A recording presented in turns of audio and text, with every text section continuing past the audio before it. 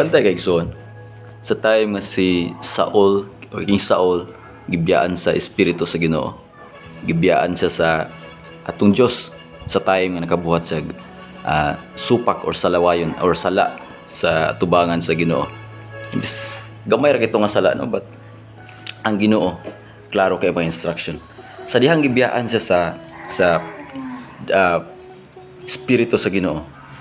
Ang espiritu sa dautan ni sakit sa niya. Ang espiritu aning kalibutan which is si Satan. Gidaot, gisakit siya, gikuanan siya og gustong patyon sa dautan. Nato igsoon. Sa time nga kita magpakasala, sa time nga kita musupak sa Dios, aduna gay consequence labi na igsoon og ang espiritu sa Ginoo na nato. Sa time nga nituon na ta Ginoo, ang espiritu sa Ginoo na nato, hayay gyud igsoon buhata nga mo grave ang Holy Spirit nga nanim. Remember ka si Ananias ug si Sapphira sa time nga nakigsaad sila sa Ginoo nga ihatag nila ang tibuok kwarta sa buluhaton sa Ginoo sa halin sa ilang gibaligya, but namakak sila.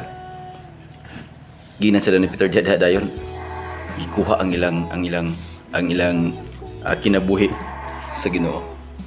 Kuha ilang kinabuhi sa balang espiritu.